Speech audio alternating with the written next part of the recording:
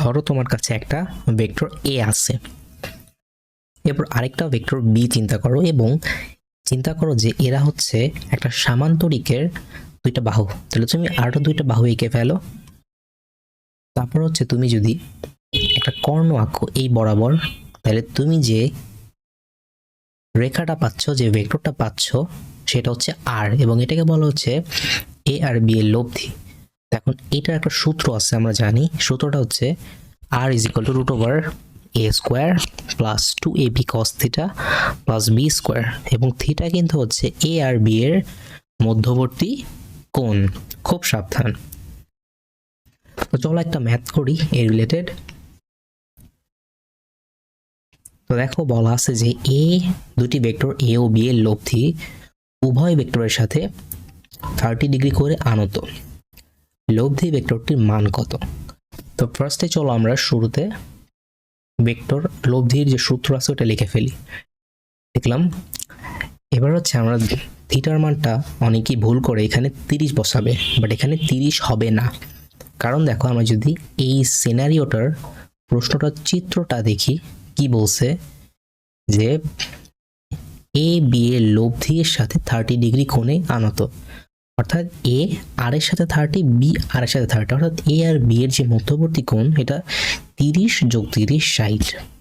তাহলে আমরা যদি লিখি root over A square plus B square plus 2ab cos 60, তাহলে আমরা পাই হচ্ছে root over A square plus B square plus ab মানে cos 60 মানে হচ্ছে হাফ, হাফ ইন্টু 2 মানে 1। তাহলে এই হচ্ছে আমাদের এই ম্যাথের অ্যান্সার। তো এবার চলো 2 নম্বর ম্যাথটা আমরা দেখি, লাস্ট ম্যাথ। দুই পাতত্ত্বিক ভেক্টরের মান কোন অবস্থায় তাদের প্রত্যেকের মানের সমান হবে? তো ফার্স্টে আমরা সবার আগে এই সূত্রটা লিখে ফেলবো। এবার হচ্ছে বলা আছে যে দুই পাতত্ত্বিক ভেক্টরের লব্ধির মান কোন অবস্থায় প্রত্যেকের সমান হবে। দ্যাট মিনস আমরা ধরলাম যে এ আর বি দুইটাই সমান, এবং আমরা ধরে নিলাম আর ইজ ইকুয়াল টু এ, অর্থাৎ এ আর বি এর সমান হচ্ছে আর।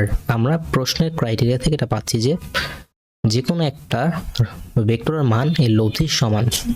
তাহলে এখন যদি আমরা এই হিসেব করে বসাই, তাহলে A square A is equal to root over A square plus A square plus 2a square cos theta.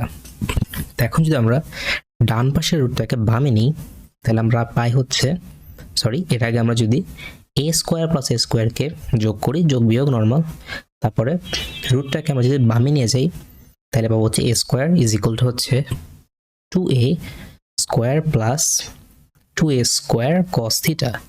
তাহলে আমরা যদি 2a স্কোয়ারটাকে বামে নিয়ে যাই, তাহলে আমরা পাই minus a square cos a square is equal to 2a square cos theta, অর্থাৎ a স্কোয়ার স্কোয়ার এখন আমরা কেটে দিব, তাইলে থাকে হচ্ছে বামে -1 আর ডানে 2 cos থিটা, অর্থাৎ এখন থিটার মান হচ্ছে -হাফ। দ্যাট মিনস থিটার মান আমাদের এখন আসছে হচ্ছে 120 ডিগ্রি। অর্থাৎ যদি আমাদের এ আর বি এর মধ্যবর্তী কোণ 120 ডিগ্রি হয়, তাইলেই হচ্ছে আমাদের এদের দুইটার লব্ধি যে কোনো একটা সমান হবে, এবং অবশ্যই এ আর বি কেও সমান হতে হবে। তাহলে এই হচ্ছে আমাদের কাঙ্ক্ষিত অ্যান্সার। তো আজকে এই পর্যন্তই। আসসালামু আলাইকুম।